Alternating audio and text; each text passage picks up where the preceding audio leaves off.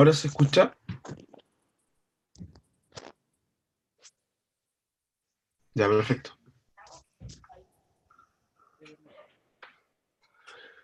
Bien, hermanos, cualquier cosa que ustedes noten rara, por favor, pónganlo al tiro en el chat para poder darme cuenta y poder solucionarlo. Voy a estar pendiente de eso. Eh, Hoy día nosotros vamos a iniciar entonces la primera clase de lo que es el libro Apocalipsis. ¿Ya? La bienvenida. Le voy a pedir a Marcelo, por favor, si puede inhabilitar el audio, porque estoy escuchando todo lo que está pasando. Ahí sí. Ya, perfecto. Entonces, me presento, mi nombre es Carlos, soy pastor de la Iglesia Presbiteriana Mar de Gracia acá en el Tao, y estoy trabajando con este curso de escatología del Instituto Bíblico Educa. Vamos a tener algunas clases, algunos trabajos que hacer, algunas miradas a lo que es este libro de Apocalipsis. Ya hoy día en la primera clase vamos a tratar de agendar otra porque tenemos harta cosa que tratar, harta cosa que ver, harto simbolismo que poder descifrar, interpretar a la luz de la escritura. Así que usted ya tiene la ruta de aprendizaje, están ya más o menos en el tiempo de entregar los primeros trabajos. Entonces vamos a mirar cómo se desenvuelve el tema de Apocalipsis. Lo que vamos a hacer hoy día es trabajar en el libro de Apocalipsis de una manera eh, más general. Vamos a tratar de esbozar el libro, de ver qué es lo que es el libro, de qué se trata, cómo el libro trabaja, cómo el libro de Apocalipsis trata la historia de la redención. Y vamos a mirar también algunos gráficos que nos van a ayudar a poder entender un poco mejor este libro de Apocalipsis, ¿ok? Entonces, eh, eso, vamos entonces a trabajar un poco en el libro de Apocalipsis. Eh,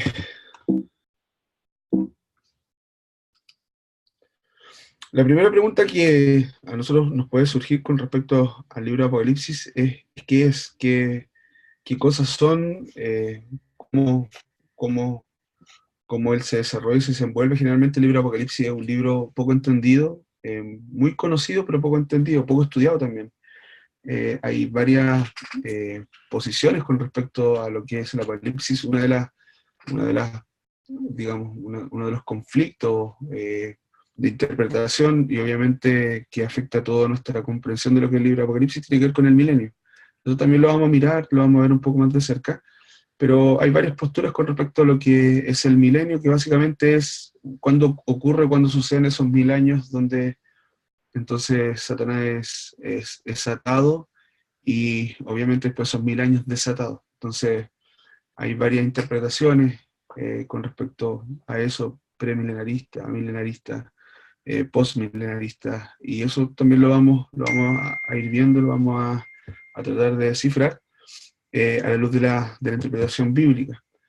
Eh, y obviamente que desde ahí, desde esa premisa, nosotros nos encontramos con varias interpretaciones de lo que es el libro de Apocalipsis, obviamente que tiene que ver con esto, con el tema del milenio. Como les decía, como esto ha provocado varias cosas, la creencia más popular o el entendimiento más popular con respecto a lo que es el libro de Apocalipsis es con respecto al dispensacionalismo, que enseña básicamente que en un tiempo determinado entonces va a ser arrebatado las personas, va a haber un gran cataclismo, va a haber una gran guerra con respecto al Armagedón, y entonces esto ha provocado una interpretación errónea de lo que es la marca de la bestia, la marca de la frente. Incluso han personas llegado a decir de que el código de barra, por ejemplo, en cierto tiempo, o los chips que ahora están implantando, serían las marcas de la bestia. Entonces nosotros nos encontramos con una interpretación poco lógica porque es poco escritural, la verdad.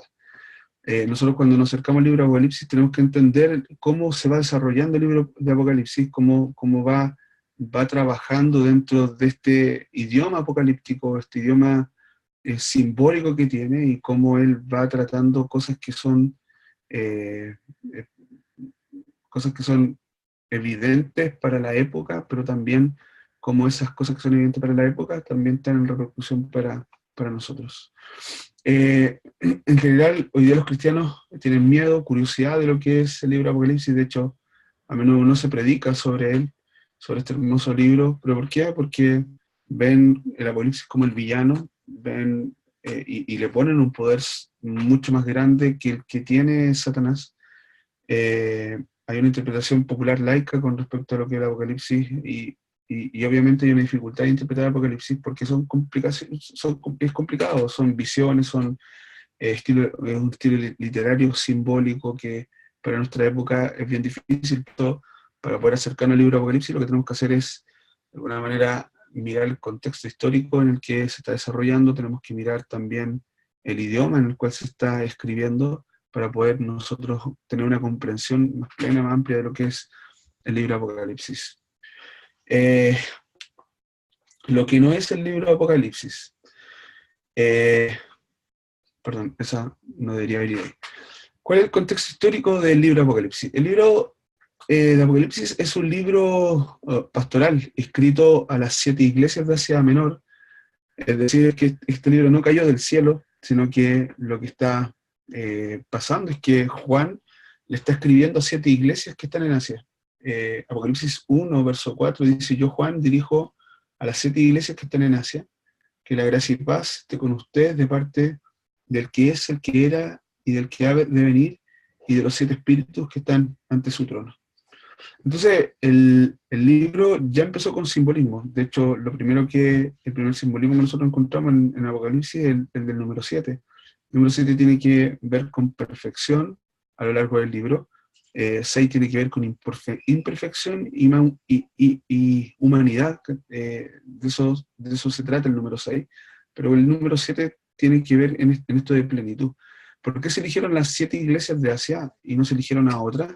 Tiene que ver con un mensaje que es perfecto. Las 7 iglesias que nosotros vemos en los primeros capítulos 2 y 3 de Apocalipsis, nos muestran un estado general de lo que es la iglesia, por distintos estados, por distintas cosas que están pasando en, el, en esa iglesia. Si yo, por ejemplo, les dijera, no sé si está aquí una ayuda de memoria.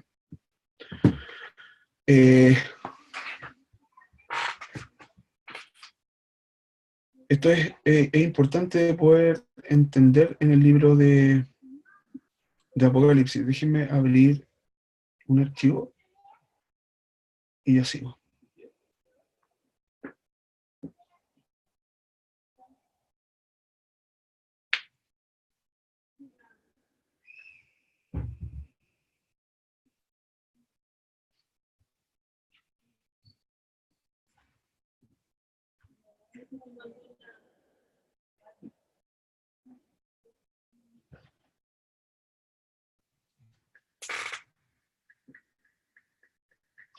Ok, estoy abriendo el archivo, voy a hablar acerca de las 7 iglesias. Pero es un libro pastoral escrito a las 7 iglesias de esta Asia Menor, ¿ya? ¿Cómo surge el libro? Surge con la llegada de Domiciano al poder del imperio. Perdón. Porque trajo un cambio completo, fue el peor emperador de todos. Este Domiciano persiguió a sangre fría a los cristianos, fue el primero en tomar su divinidad en serio y exigir la adoración al César, que era una de las cosas más complicadas que ocurría en ese tiempo en Asia, en el tiempo de la iglesia, en el tiempo en que fue escrito este libro. Nosotros nos encontramos con este emperador que era sanguinario, nos encontramos con este emperador que sí creía en la divinidad del César y exigía honrarlo. La persecución fue dramática en el tiempo del Apocalipsis, y nosotros nos encontramos en este contexto histórico hablándole un Juan que está en la isla de Patmos, exiliado. Nos encontramos con este Juan escribiendo una carta de esperanza a la iglesia militante en el año 100 90, 100 después de Cristo. Ese es el contexto histórico, el tema de Roma sobre las persecuciones, sobre ese seminario con el pueblo que era cristiano y sobre la exigencia de poder adorar al César, adorar al imperio romano, fueron muy fuertes. De hecho, nosotros si nos encontramos en el mensaje de las 7 iglesias, primero la situación de la iglesia también era una situación compleja. Hay que destacar la dificultad que experimentaba la iglesia a nivel de las propias comunidades. Aquí aparecen algunos adversarios internos, que por ejemplo en las 7 iglesias se llama Balaam o los Nicolaitas, los falsos profetas, los seguidores de Jezabel y conocedores de las profundidades de Satanás. Todo este grupo pertenece a una misma corriente agnóstica cuyos miembros creían poseer un conocimiento superior a Dios y se creían ya salvados y despreciaban a los cristianos que eran más humildes. Y esa tendencia surgió de la necesidad de algunos cristianos de adoptar el cristianismo para poder participar en la vida económica, política y social de lo que era el Imperio Romano. Eso es lo que estaba pasando en Roma. Entonces había cristianos que estaban demasiado, como decía aquí el texto, de adaptar el cristianismo para poder participar de la vida económica o para poder participar de la vida social de lo que era Roma, y para eso ellos tenían que hacer esto. Cuando nosotros hablamos de las 7 iglesias, por ejemplo, nosotros nos encontramos con, por ejemplo, el primer mensaje a Éfeso, que está en Apocalipsis 2, del 1 al 7. La ciudad de Éfeso era una ciudad rica, era próspera, era magnífica, era famosa a causa de su templo a Diana, y Jesús confrontó a la iglesia de Éfeso con la realidad del abandono de su identidad, seguridad en Cristo y el enfriamiento de su primer amor. La primera cosa que nosotros nos encontramos en el libro de Apocalipsis es una iglesia que había perdido el primer amor. Pero noten una cosa en el libro de Apocalipsis, que esta iglesia era celosa. De hecho, dice este libro de que ellos probaban a los que se decían ser apóstoles y lo encontraban falso y mentiroso. Entonces esta era una iglesia muy preparada, intelectualmente muy preparada. Ellos entendían cómo era la doctrina, cuál era la doctrina, a tal punto que podían descubrir quién era un falso maestro o profeta y quién no era un falso, sino un verdadero profeta. Entonces, pero dice ahí que se le perdió el primer amor. Entonces, es interesante lo que dice la iglesia de Éfeso, la iglesia de Esmirna, que está en Apocalipsis 2, del 8 al 11, era una iglesia posiblemente que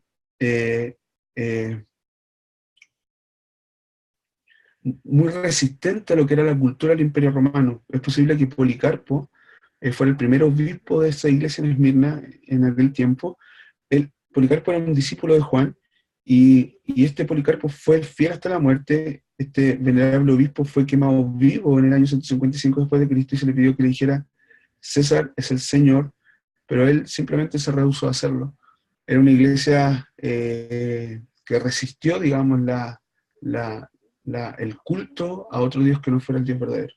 El mensaje a Pérgamo está en el Apocalipsis 2, del 2 al 17, y era una iglesia que se mantenía con tenacidad la confesión de su fe en Cristo. Sin embargo, se equivocaron grandemente en un factor: descuidaron la disciplina espiritual, porque hicieron hincapié en la salvación personal y dejaron que el deber cristiano interesantemente, y olvidaron que el deber cristiano es interesarse también por el bienestar entero de lo que es la iglesia. Entonces, Pérgamo, perdón, si bien mantenía con tenacidad su fe en Cristo, se equivocaron en ese factor, en descuidar la disciplina espiritual. El mensaje a Tiatira, Apocalipsis 2, del 18 al 19. En la región donde se encontraba la iglesia de Tiatira se podían encontrar algunos gremios obreros, y esto es interesante, tal como los cardadores, las lencerías, los sastres, los tinteros, los vendedores de cuero, los curtidores, los alfareros, etc. Habían gremios de artesanos, gremios de personas que vivían de la vida económica, digamos, de Roma. Por tanto, la situación era más o menos así en Tiatira. si quieres progresar en este mundo, entonces tienes que hacerte miembro de un gremio obrero y ser miembro de un gremio obrero implicaba también adorar al Dios tutelar, o sea, no solamente ellos tenían que pertenecer al gremio, sino que eso implicaba una adoración explícita con respecto a un Dios tutelar de esa época. Entonces, el mensaje de Tiatira está hablando de eso. El mensaje de Sardis, que creo que esta es una de las cartas más tristes a la iglesia de la Asia Menor, por parte de Cristo, porque dice que es una iglesia muerta, que su testimonio está muerto. Eh, y en el primer siglo de nuestra era, la ciudad dejó de ser próspera, dice que comenzó a vivir de su historia, del recuerdo de su pasado. Igualmente, esta iglesia, como vivía del pasado, recordando alguna vez lo que ella fue, entonces progresivamente fue muriendo. Eso es lo que está pasando con la iglesia de Sardis. Y también nosotros nos encontramos hoy en día, por ejemplo, con iglesias que están viviendo de lo que fueron y no están activando, no están relacionándose con el Dios de la historia. El mensaje de Filadelfia, que está en Apocalipsis 3:17, esta iglesia fue reconocida su obediencia a Cristo al guardar su nombre bajo circunstancias que eran tremendamente difíciles. La obediencia es un acto de reacción de la fe y es compensada con nueva y mayor responsabilidad en el ministerio, abriéndose grandes puertas para la predicación de la palabra y la expansión de la obra de Dios. Cristo abrió esta puerta grande para esta iglesia. Y la última que nombra es la iglesia de la Odisea. La iglesia de la Odisea, que está en Apocalipsis 3 del 14 al 22, era una iglesia, bueno, el texto dice que por tanto no eres eh, ni frío ni caliente, sino que eres tibio, te vomitaré de mi boca. Ese también es un simbolismo. Si nosotros vemos en el contexto que se está desarrollando, la iglesia de la Odisea estaba plantada en un lugar de aguas termales, era una ciudad muy próspera, era una ciudad tan próspera que ahí vivían los ricos, los millonarios, era de este tipo de ciudades, de ese tipo que nosotros encontramos donde solamente gente con muchos recursos puede vivir. Y tenían estas fuentes termales, era famosa por eso. Entonces, cuando se habla de la iglesia de la Odisea y se ocupa este simbolismo de la tibieza, la iglesia sabía perfectamente a dónde se estaba refiriendo, a qué iglesia se estaba refiriendo. Ellos sabían que eran ellos. De hecho, es tanta la riqueza de esta ciudad, de la Odisea, que esta ciudad fue derrumbada por un terremoto y ellos no aceptaron la ayuda del imperio para poder reconstruir la ciudad porque ellos tenían la suficiencia económica para poder reconstruir la ciudad. Entonces nos encontramos en la Odisea con una iglesia que empezó a creer en sí misma, empezó a ser independiente de Dios y no una iglesia dependiente de Él. Y este es el llamado, digamos, que hace el Señor. Este texto también nosotros cometemos un error muy grande. Generalmente el texto de la Odisea, que dice también, yo estoy aquí a la puerta y llamo, si alguno abre la puerta, yo voy a entrar y voy a comer con él, es grandemente usado para situaciones evangelísticas. Muchos predicadores en la calle lo han utilizado, a lo mejor también ustedes lo han utilizado, yo también un tiempo lo utilicé. Sin embargo, si nosotros vemos el contexto histórico, si nosotros vemos el contexto en el que se está escribiendo la carta, ese libro no se está escribiendo, o esa carta no se está escribiendo para personas que no creen en Cristo. Está hablando de personas que creen en Cristo, pero que les da como un portazo al Señor, porque están creyendo más en sus propias fuerzas que en el poder de Dios. Esa es una de las consecuencias naturales de lo que es el pecado en nuestra vida. En todo caso, haciendo como un paréntesis, lo que el pecado hace es volvernos necios y volvernos orgullosos. Y lo que nosotros hacemos en nuestra vida, en ese peregrinaje, es de alguna manera cerrar nuestras puertas a Dios para mostrarle a Dios lo que nosotros podemos hacer y podemos decir. Entonces, este es, la manera en cómo se está desarrollando este contexto. Eh, Como les decía al principio, el libro Apocalipsis está dirigido a 7 iglesias, y porque está dirigido a 7 iglesias, entonces el mensaje que él tiene es no solamente para la época en la cual fue escrito el libro, sino que es un libro circular que tiene implicaciones prácticas para hoy día. El dispensacionalismo, por ejemplo, ha dicho de que cada iglesia de estas 7 iglesias es un periodo de tiempo. Entonces nosotros estaríamos viviendo en la Odisea, por ejemplo, porque estamos en el final de los tiempos. Pero no se puede interpretar de esa manera, porque ustedes ven, por ejemplo, invito a que ustedes puedan analizar el contexto histórico, pueden analizar el libro de Apocalipsis, nos vamos a dar cuenta de que no es un mensaje para una era de tiempo, sino que es un mensaje circular. Todas las iglesias pasan, digamos, por esos procesos. Nosotros pasamos por el proceso de las 7 iglesias. Y es por eso de que no podemos verlo como una época de tiempo marcado, cada iglesia correspondería a una era, sino que nosotros, yo por lo menos lo veo de una manera más circular. O sea, el mensaje que se está dando a las 7 iglesias son pertinentes tanto para el tiempo en que fue escrito como para hoy día. Entonces, y de verdad, es muy concreto el libro de Apocalipsis, y sobre todo con esto de las 7 iglesias, porque nos hablan de realidades que nosotros estamos viviendo hoy en día. O sea, por ejemplo, el tema de la presión cultural. Hay una presión cultural muy grande. Por ejemplo, en la iglesia, ya se me fue el nombre de la iglesia, pero esta iglesia que tenía que unirse a un gremio para poder subsistir, personas cristianas que tenían que unirse a un gremio para poder tener una economía, digamos, estable, pero eso implicaba también adorar el Dios tutelar de esa economía. Es una de las cosas y una de las presiones culturales que nosotros tenemos hoy en día. Por eso les digo, no es un libro arcaico, no es un libro que no nos esté hablando del presente. El libro Apocalipsis es un libro que revela muchas cosas que a nosotros nos están pasando.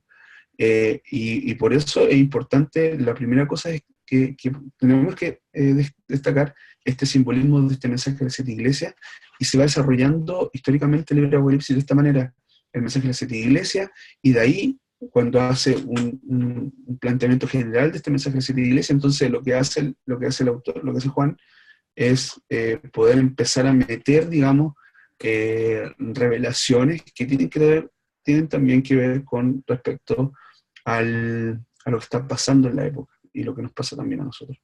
En una clase específica vamos a hablar del milenio y vamos a hablar acerca de la simbología, vamos a definir lo que es la simbología, ya, pero creo que necesitamos primero tener un contexto antes de poder meternos en ese tema.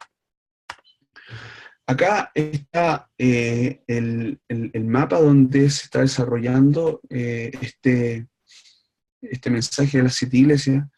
El libro data del año 90-95 después de Cristo, eso que dice en el Día del Señor, y donde se está desarrollando en Patmos. Juan está en Patmos, está en una especie de encarcelamiento por causa del cristianismo, y lo que hace Juan entonces es escribir. Si ustedes se fijan, ahí nosotros nos encontramos con las 7 iglesias, ¿ya? Hay muchas más iglesias. De hecho, hay, por ejemplo, la iglesia en Colosa, la iglesia que muestra hechos, pero son estas 7 iglesias las que Juan entonces habla y a las cuales se están dirigiendo el libro de Apocalipsis. ¿Quién es el autor del libro de Apocalipsis? Bueno, la tradición cristiana primitiva lo atribuye al apóstol Juan. Hay una objeción igual a la autoría apostólica, y es por el estilo del griego, que es totalmente distinto al del Evangelio y al de las cartas. Entonces, hay una objeción con respecto a esto, porque ustedes saben, es la escritura la que va a decir, bueno, las similitudes. Sin embargo, Morris en su libro de Apocalipsis nos dice que las referencias que hace el libro de Apocalipsis, por ejemplo, al logos, a la simbología del cordero, que la simbología del cordero es una de las expresiones preferidas, favoritas de Juan, aparece unas 28 veces en el Apocalipsis. En Juan también lo trabaja mucho. El agua vida, por ejemplo, ambos tienen formas muy parecidas a las de Zacarías. Hay una invitación al que tiene sed, y ahí vamos nosotros encontrando similitudes entre el libro de Juan y el libro de Apocalipsis, a lo que nos lleva a decir, y lo que yo creo es que el libro de Apocalipsis lo escribe Juan, lo escribe el apóstol Juan, ¿ya? El propósito del libro, y aquí ya entramos a ver cuál es el propósito, a detallar un poco más de lo que le estaba hablando acerca del contexto histórico, cuál se está desenvolviendo. El propósito principal del libro es consolar a la iglesia militante en el conflicto que lleva contra la fuerza del mal. Este es el tema gran y general, por eso yo decía, el libro Apocalipsis es uno de los libros menos leídos, más conocidos, poco entendidos, y lo que nos habla el libro de Apocalipsis es una de las verdades más maravillosas que pueden marcar nuestro cristianismo. ¿Qué nos dice el libro de Apocalipsis? Nos dice básicamente esto: el Señor consuela. El Señor es el que nos protege, el Señor ya es victorioso, el Señor ya ganó. Entonces cuando las personas ponen, de hecho hay murales, como una batalla entre Dios y las huestes de maldad, si nosotros tenemos esa imagen como si de verdad Dios fuera una batalla, nosotros no estamos entendiendo al Dios al cual nosotros adoramos. O sea, Dios no tiene ninguna necesidad ni siquiera de presentarse al campo de batalla porque simplemente con su voz gana. Es tanto el poder de Dios que no hay nada que le pueda hacer frente. Y nosotros hemos encontrado de repente, nos hemos encontrado con esta visión de que de alguna manera Satán le puede hacer frente. Fíjense en un tema, las 12 plagas las 10 plagas de Egipto. Nosotros nos encontramos con las 10 plagas de Egipto. Eh, Dios no tenía ninguna necesidad de batallar, digamos, con respecto a las plagas. Cada plaga, si ustedes lo pueden estudiar, cada plaga representaba a algunos dioses en particular del pueblo egipcio. Entonces, el más fuerte era el río, donde toda la prosperidad, digamos, de Egipto era por causa de sus manantiales y de sus corrientes. Eh, Sin embargo, Dios cuando ataca, lo primero que ataca es el Nilo, y el Nilo es convertido en sangre, y lo que hace Dios ahí es avergonzar al Dios del Nilo. Eh, y Dios hace eso sistemáticamente. Eh, Podríamos llamarlo con Dios Round. Sistemáticamente avergüenza a los dioses de Egipto. ¿Por qué? ¿Para qué? Para demostrar que Él es un Dios poderoso y para demostrarle al pueblo de Israel también el Dios que adoraban. ¿Dios tenía necesidad de hacer eso? No, porque simplemente podría con su boca haber matado a todo el pueblo egipcio y haber liberado al pueblo de Israel. Sin embargo, Él siempre tiene un propósito de la manera en que hace las cosas. Lo mismo nos pasa con el libro de Apocalipsis. El propósito principal del libro de Apocalipsis es a este Jesucristo que consuela a la iglesia. Y dan a entender a nosotros de que no hay ninguna fuerza que se pueda oponer. De hecho, si nosotros leemos más profundamente el libro de Apocalipsis, nos damos cuenta de que no hay nada que le pueda hacer oposición. Eh, por lo tanto, nuestra lectura de este libro tiene que ser gozosa y expectante de lo que Dios va a hacer en el futuro, y no tiene que ser una lectura terrorífica de lo que va a acontecer en el futuro. Por ejemplo, y aquí ya entramos a leer un poquito más el libro Apocalipsis. Apocalipsis 7:17 dice así: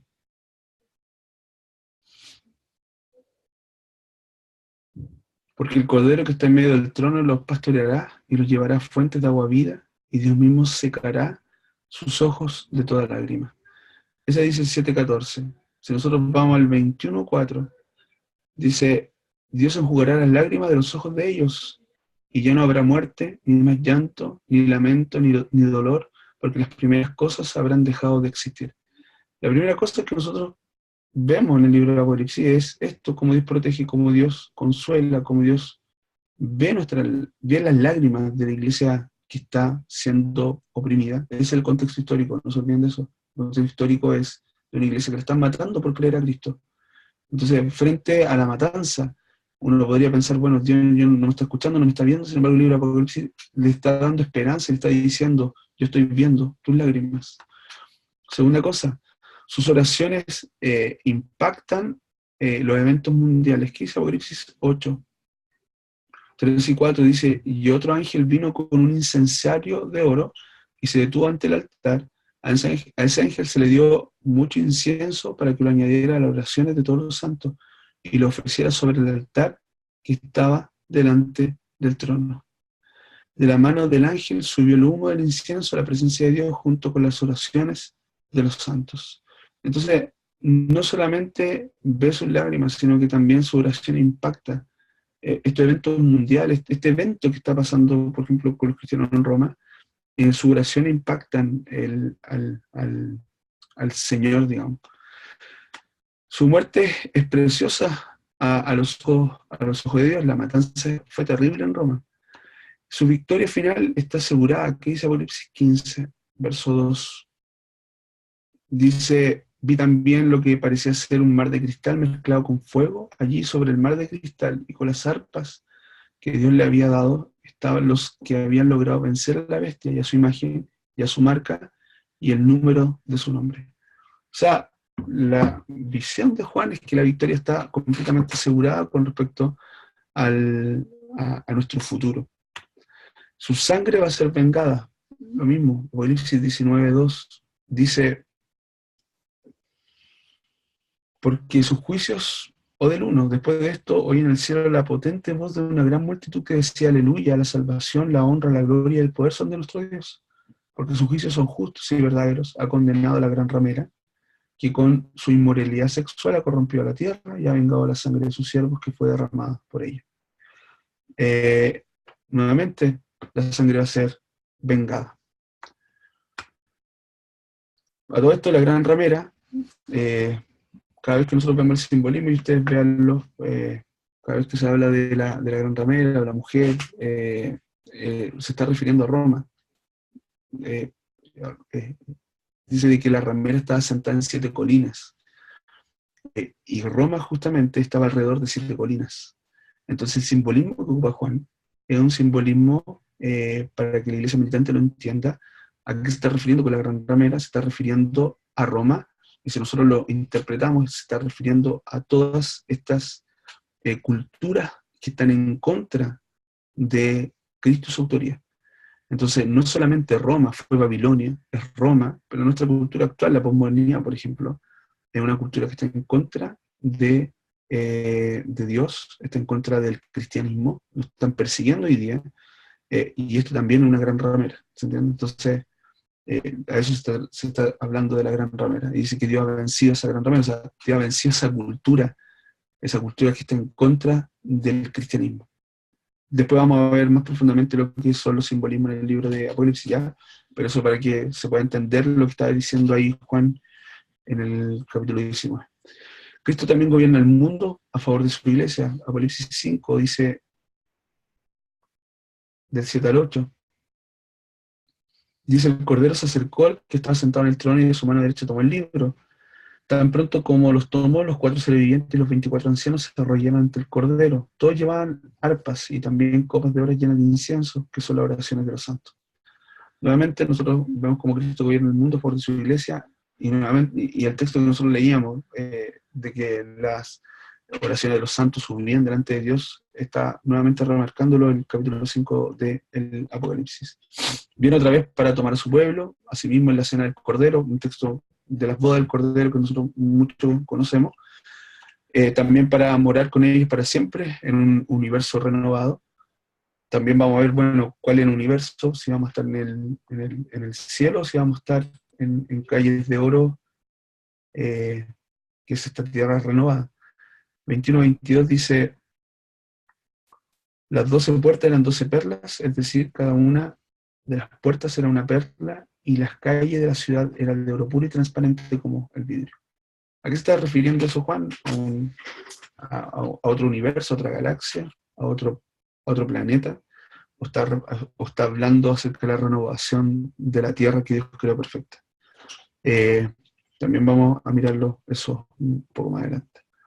Al pensar en esta gloriosa esperanza de la segunda venida de nuestros corazones, tienen que llenarse de gozo, nuestras almas se consumen con una gran impaciencia, queremos que Cristo venga, pero esto nos da esperanza, esto nos da alegría, ¿ya?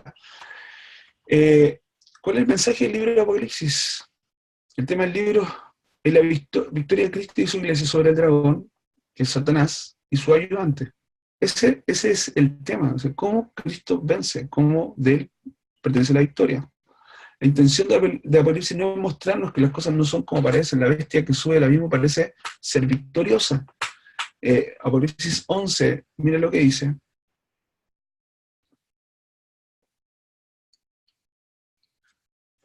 Del 7 al 10 dice así, cuando termine de dar su testimonio, la bestia que sube del abismo luchará contra ellos y los vencerá y les dará la muerte. Sus cadáveres quedarán tendidos en las calles de la gran ciudad, la que en sentido espiritual se llama Sodoma, y también Egipto, donde el Señor de ellos fue crucificado.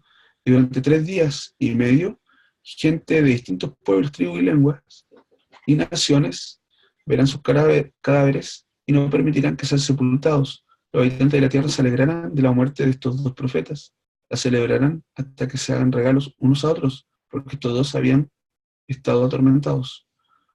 ¿Ok? Pareciera que, pero este júbilo, que es prematuro en realidad, es el creyente que está triunfando. Miren, ¿qué dice el 11?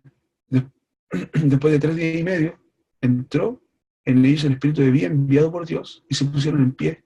Todos los que vinieron se llenaron de temor.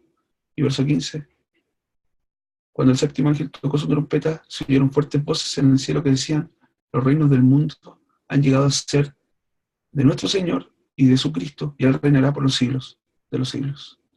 Entonces, el libro de Apocalipsis generalmente parece esto, pareciera que va a ganar el dragón, pero miren el simbolismo. Después de 3 días y medio entró en ellos espíritu de vida enviado por Dios, y se pusieron en pie. ¿Quién fue el que se puso en pie después de 3 días y algo? Jesucristo. Entonces, el simbolismo que tiene el libro de Apocalipsis nos tiene que hacer entender de que es Cristo el victorioso, y aunque pareciera que va a ganar, puede ganar porque Dios es todopoderoso. O sea, no hay una pelea entre el Dios del cielo contra este Satanás, que no existe tal. Conquistar a la muerte, al Hades, al dragón, a la bestia, al falso profeta y a las personas que adoran a la bestia. Él los vence. Las profecías a través de este maravilloso libro describen a Cristo como el vencedor, como el conquistador, y ahí después ustedes pueden verlo, tanto esos textos que no están hablando de eso, como Cristo es el vencedor y el conquistador. De hecho, el tema central, podríamos decir, del libro de Apocalipsis es Jesús. Lo que más se menciona en el libro de Apocalipsis es Jesús en sus distintas simbologías, como Cordero, como Salvador. Es el nombre más hablado en el libro de Apocalipsis. Él es victorioso y por ello nosotros también lo somos, aun cuando pareciera que estamos vencidos y sin ninguna esperanza. En resumidas palabras, el tema del libro se expresa de esta manera, gloriosa y completa, en estas palabras de Apocalipsis 17:14. ¿Qué dice Apocalipsis 17:14? Dice lo siguiente: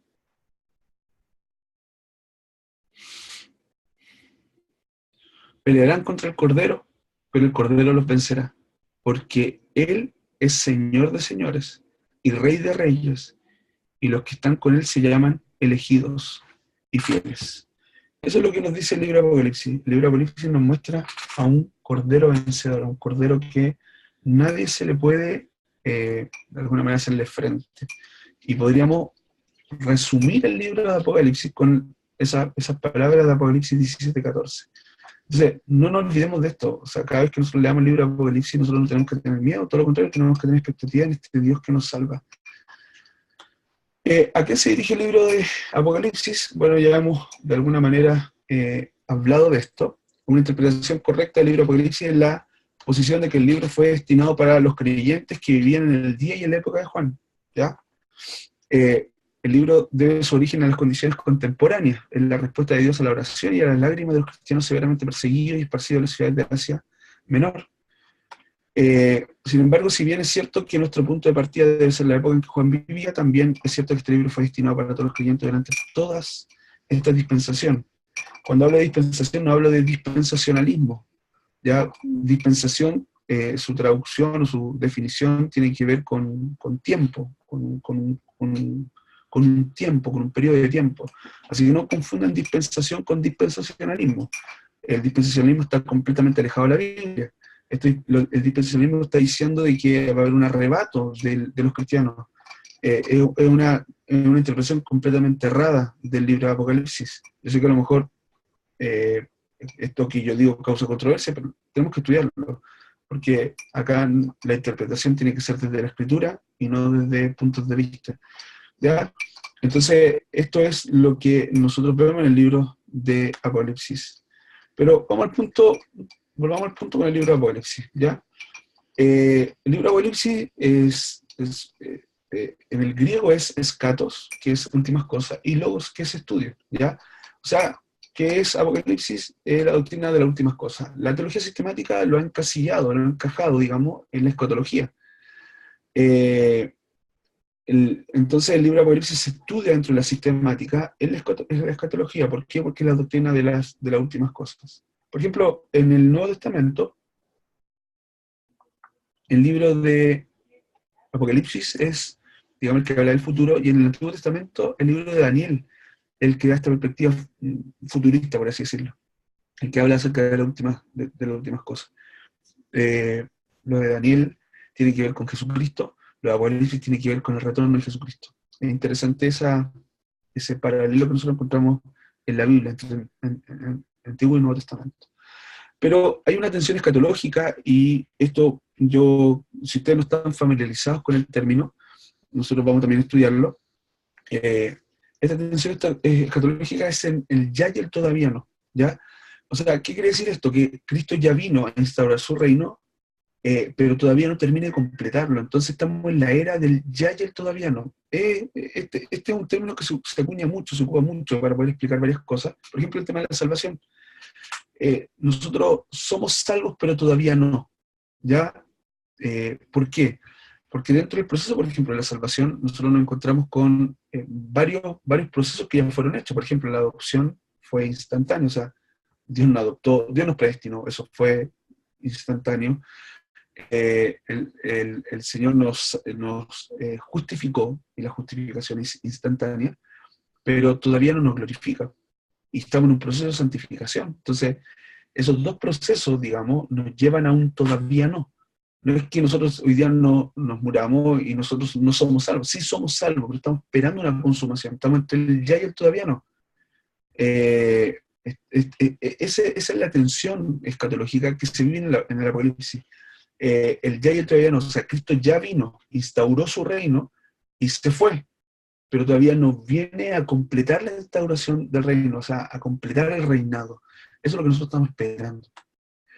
En relación al cristiano, él ya es lo que habrá disfrutado en Cristo, y él todavía no posee, pero espera. ¿Ya?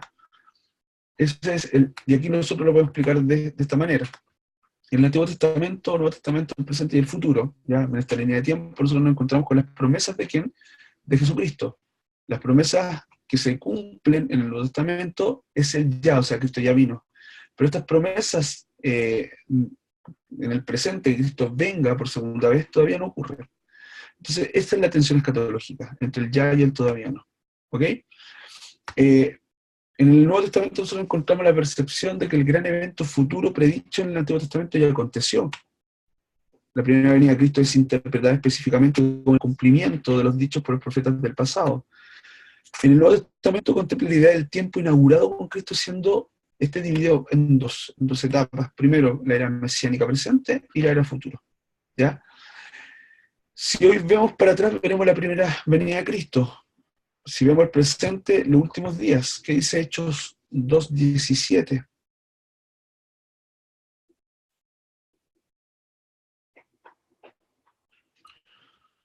Hechos 2 dice: Dios ha dicho, en los últimos días derramaré de mi espíritu sobre toda la humanidad. Los hijos y las hijas de ustedes profetizarán, sus jóvenes tendrán visiones y sus ancianos tendrán sueños.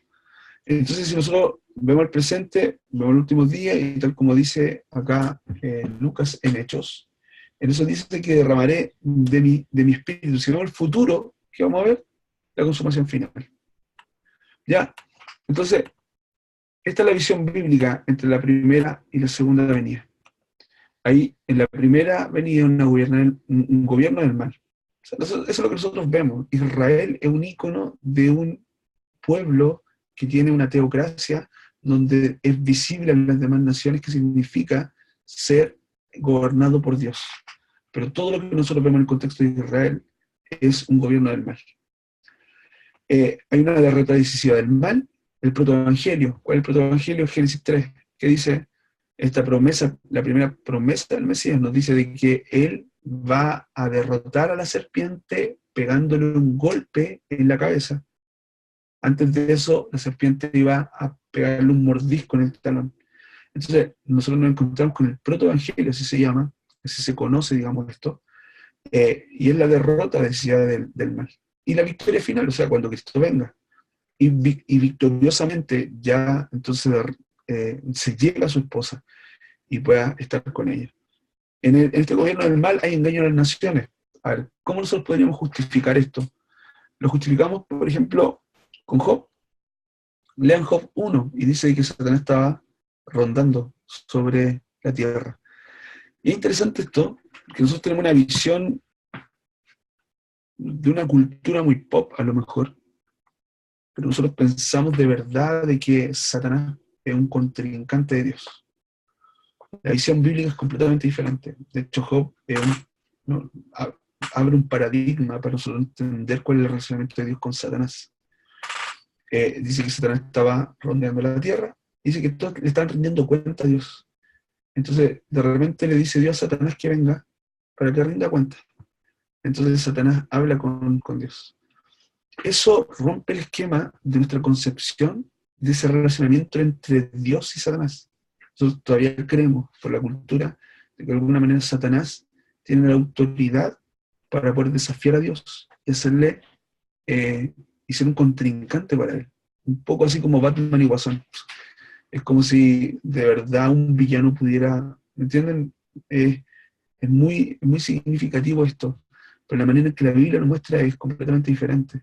Satanás dice que estaba engañando, estaba rondando, y dice que le aplicó, digamos, a Job lo que Dios le dejó hacer.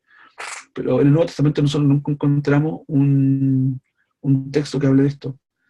En el Nuevo Testamento, después de Cristo, de esta primera venida, nosotros jamás encontramos un texto que nos hable de que Satanás ande rondando. El único texto está muy mal interpretado por lo demás.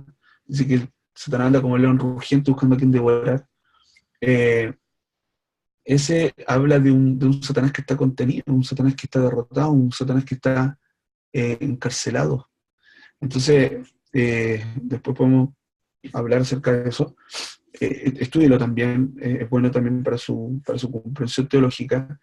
Eh, no hay ningún texto en el Nuevo Testamento que no hable de esto. De hecho, nosotros vemos de que no hay un engaño en las naciones. ¿Por qué? Porque Cristo derrota a Satanás. O sea, es innegable ese hecho.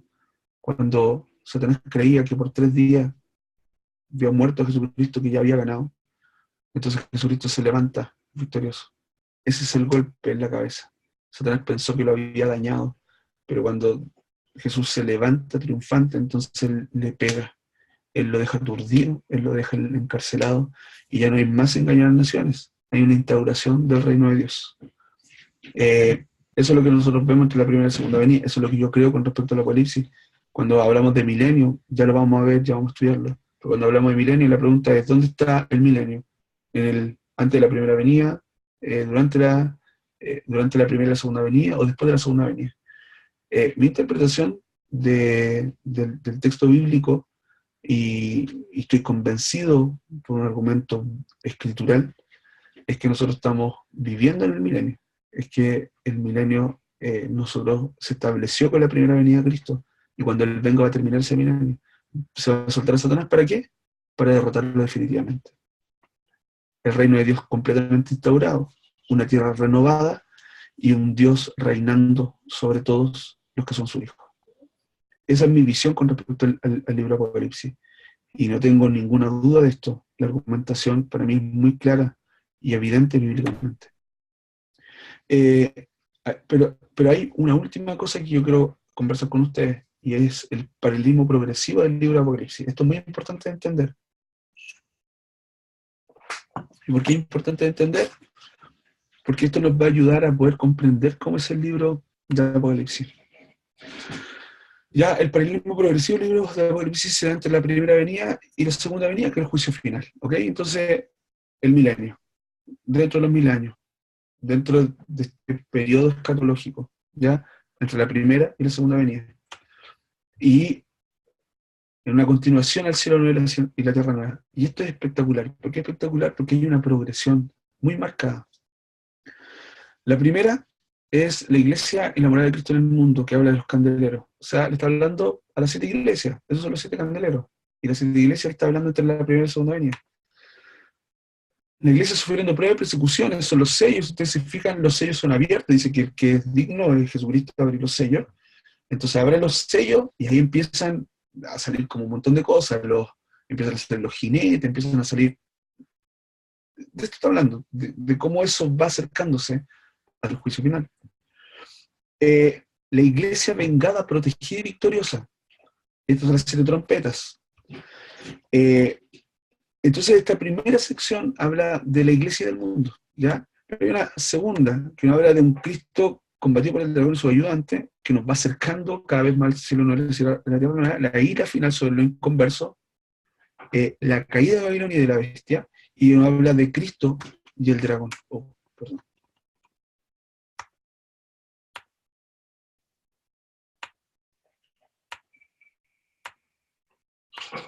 ¿Ok? Y no habla de Cristo y del dragón. Así nosotros podríamos dividir el libro de Apocalipsis. Si ustedes se fijan, son 7 secciones son 7 paralelismos progresivos. Tenemos la iglesia sufriendo, o sea, la iglesia morada, la iglesia enamorada de Cristo, la iglesia sufriente y la iglesia vengada. Después tenemos Cristo combativo por el dragón, la ira final sobre el inconverso y la caída de Babilonia. Y me falta una. Oh, me falta una. Voy a salir un poquito.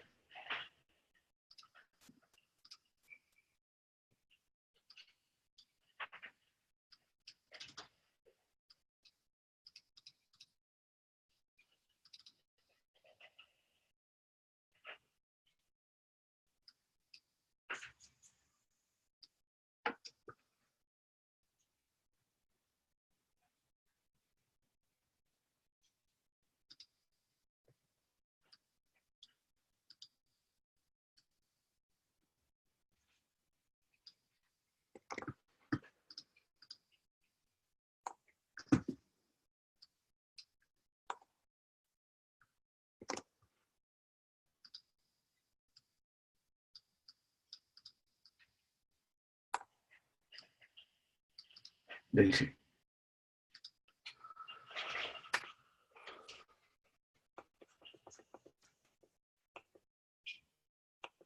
Ahí está la última. La ruina del dragón, Cristo y la iglesia vencedora. Ahí están. Candeleros, sellos, trompetas, dragón, copas, Babilonia y la consumación. 7 paralelos progresivos para qué, para llevarnos al cielo nuevo y la tierra nueva. Estas son las 7 maneras en que nosotros podemos ver el libro de Apocalipsis. En la primera sección, la iglesia del mundo, y la segunda, Cristo y el dragón. De esta manera, y si ustedes se fijan, el círculo en el que se desenvuelve el libro de Apocalipsis tiene que ver con esto, con un número simbólico que significa perfección.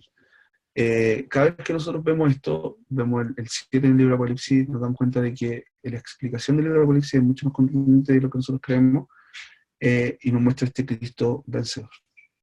¿Ok?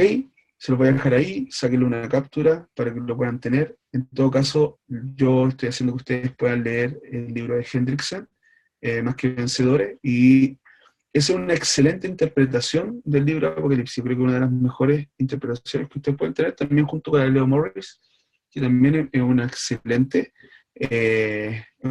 libro para poder entender el libro de Apocalipsis, porque lo que ellos hacen es hacer un exégesis de capítulo por capítulo. Entonces, vean esto, lean esto, trabajen en esto, y vamos a generar una segunda clase para poder ver más profundamente el tema del milenio, las visiones escatológicas, para poder ver esto que tanto daño desde mi punto de vista nos ha hecho como el dispensacionalismo y creer que el arrebato va a ser en cualquier momento y que Israel va a tener una segunda oportunidad. Y vamos a también mirar el simbolismo del libro Apocalipsis. Una de las cosas que se me olvidó mencionar, un poco por el desarrollo de la clase, es que ¿por qué hay tanto simbolismo en el libro Apocalipsis? Es básicamente por una cosa. Nosotros nos encontramos con un Juan que está encarcelado en la isla de Patmos, o sea, él no está de vacaciones. Entonces, la correspondencia la correspondencia en el tiempo de Juan se revisaba porque no podía haber ninguna correspondencia, ninguna cosa que pudiera atentar en contra de Roma y de César. Entonces, lo que hacían los guardias, lo que hacían el sistema ahí carcelario era revisar la correspondencia. Juan se ve la obligación de poder hablar mucho simbolismo. ¿Por qué? Para que las cartas pudieran salir y para que la iglesia pudiera conocer lo que Juan estaba diciendo. Entonces el simbolismo es muy grande justamente por esto. Nunca iba a salir una carta que dijera de que Roma era la Sodoma y Gomorra, pero sí que la gran ramera era la Sodoma y Gomorra. Para el cristianismo de la época se entendía al tiro lo que Juan estaba diciendo, para nosotros causa conflicto. Pero no es un libro que nosotros tengamos que tenerle miedo porque el simbolismo bíblicamente, si nosotros le hacemos un análisis, es muy fácil de poder explicar. Y cuando uno hace, digamos, este trabajo de poder interpretar bien el libro de Apocalipsis, te das cuenta que su lectura es mucho más fácil de lo que uno imagina. Este es un libro muy esperanzador, un libro maravilloso, que le invito a que podamos seguir trabajándolo. Tenemos algunos días todavía para poder hacer los ensayos, para poder entregar las lecturas, y espero que pueda ser un buen curso. Cualquier duda con respecto a esta clase, a lo mejor fue muy disperso, me perdonan, vengo llegando a un retiro de adolescentes, hoy día de hecho terminó, y justamente en este retiro de adolescentes estuvimos viendo, se llama Spoiler, Jesús gana, y hablamos del Apocalipsis, y justamente hicimos 7 temas de las 7 iglesias, muy gratificante. Vengo llegando allá, entonces ando como todavía medio cansado. Si fui muy disperso, por favor, háganmelo saber, pónganme ahí una pregunta, un comentario para poder también ayudarlo a comprender mejor el libro de Apocalipsis y esta clase. Eso, mis queridos hermanos, que Dios les bendiga mucho, que pueda ser un curso bendecido, y nos vemos entonces en una próxima clase. ¿Ya? Que Dios les bendiga muchísimo. ¿Ya? Buenas noches y que estén muy bien.